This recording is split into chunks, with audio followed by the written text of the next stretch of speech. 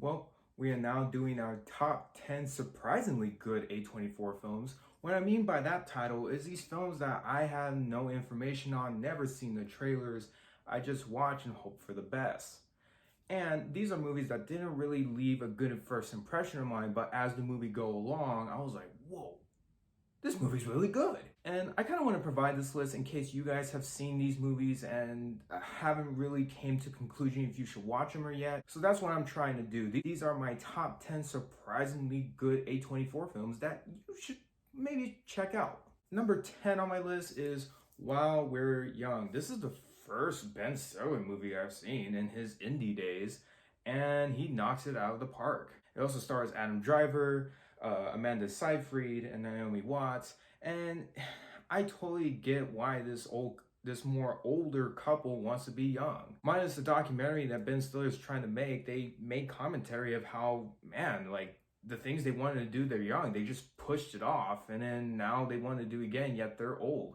Thus making a little midlife crisis movie, but this movie is really sweet. I did love the comedy in it. I do love Adam Driver's twist with his character, and I love the chemistry between Ben Stiller and Naomi Watts. You're probably thinking where this movie is going to go, but it's a very heartfelt, warm movie about two people who just need to accept their age, but they can still live young. Number 9 is Slow West.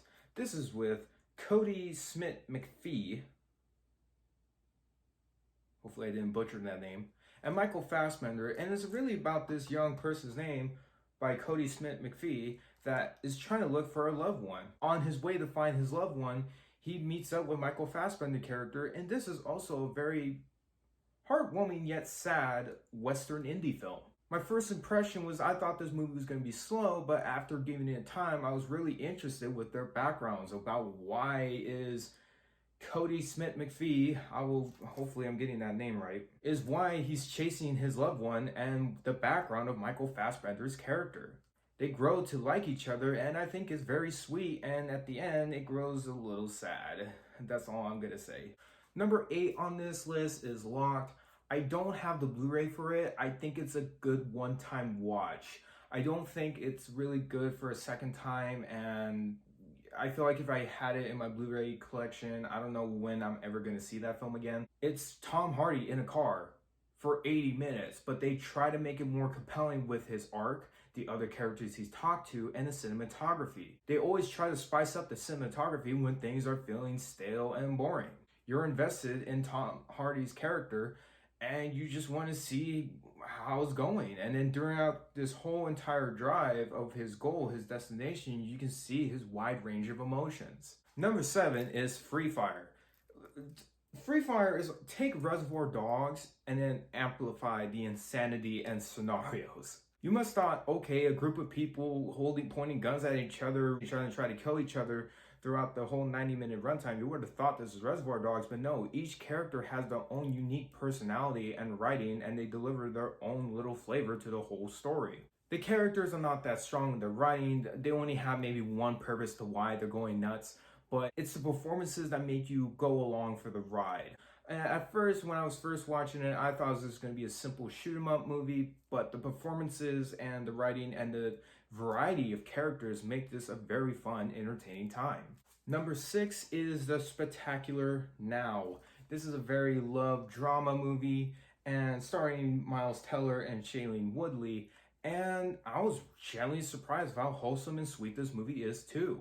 Two completely polar opposites where one brings the other out of his dark habits. I do like the message of this movie. You don't have to repeat the errors of the generation before.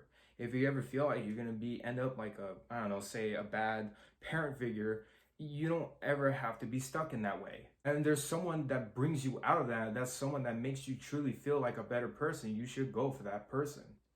It was very sweet. I was very kind of iffy about wondering where this story is going to go, but I was very satisfied at the end. Number 5 on the list is The Lobster. I'm just going to say the concept is the reason why I thought this movie was going to be a stinker, but in reality, as I watched it, it's pretty damn good. The writing, the performances, the world that they live in fits all together. This dystopia fits with their weird kind of monotone dialogue. And it does tackle the themes of loneliness and as you're getting older, who is this the person you want to spend the rest of your life with? And I do like the little interesting facts of how they want to be animals. They're animals are for a reason, not just because they, say they want to say it for comedic purposes. The movie can be heartwarming, it can be sad, and it can be funny in a very dark way. Number 4 on this list is First Reform with Ethan Hawke. This movie genuinely surprised me. I mainly watched it because I was like, Ethan Hawke in an A24 film? That I gotta check out. And it really tackles the theme of depression and sadness and tragedy and how we lack being creative if we have a very bad negative mindset. I do love the internal turmoil that Ethan Hawke's character is going through. I do love the color scheme being black because it just fits with this dark gray mood that the film sets. My first impression, I just thought this movie was going to be boring, but after watching it, I was kind of blown away by the performance and the storytelling. The only issue I have is some of the pollution stuff. I get Ethan Hawke's character with the pollution that's related to his church. I just think that sometimes the movie just steers into a whole different direction sometimes. Number 3, and I do not have the Blu-ray for this because it is very hard to find a copy that looks legit, is Climax. I didn't know how I was going to think of this movie. I saw some sneakers on A24 and I just thought, I don't know. I even saw it on some people's worst lists. But after watching it, this movie was very good and very drug-inducing due to its filmmaking. If you haven't seen my review for it, you can always check it out. But the dancing, the performances is really great and fantastic. This is a movie that requires you to pay attention to the first and second act in order to care about any of them in the third act. It really tackles insecurities and what happens when those insecurities break within the group. Number 2 is a movie you've seen before on my top 10 best list, and that is The Florida Project. I didn't know what I was getting into this movie about. It's really a bunch of group of characters, and I'm just like, okay, well, what's the main theme of this movie? Until the very end hit me. In my take, this is the innocence of a child, what they see, how do they view things. It's a very sweet, emotional movie by really strong, powerful performances, and William Dafoe knocks it out of the park. Number 1, and I hate saying this, but there is no Blu-ray of this movie as of right now, and that is Never Going Back. Never Going Back is not a groundbreaking film, and it's not really say your next Moonlight or The Lobster or Florida Project, but it is a movie that is very fun and full of life. These two best friends who are kind of crazy, they do drugs and work dead-end jobs and live in a very bad area. They just try to make enough money to live their best life. And living their best life does bring some chaos into their regular life, but it's the way they just film it with the music, the score, and how they feel things. It makes the movie very funny and very enjoyable. There's a scene where they go into this mall, and this is when they had no AC. They go in and they just had this slow motion shot of them just feeling the bright cold air, and you're just like, man, I can feel that. You kind of end up rooting for them and being happy for them at the end. And this movie, I just thought it was going to be a stinker. I didn't know what to expect. I thought maybe the performances would be bad, but no, this movie blew me away. After I watched it, I was trying so hard to find the Blu-ray and I just couldn't. But Never Going Back has always left a pure staple on my mind. That'll do it for my top 10 surprisingly good A24 films. The next list will be the worst ones, and I think some of you will disagree with me about that.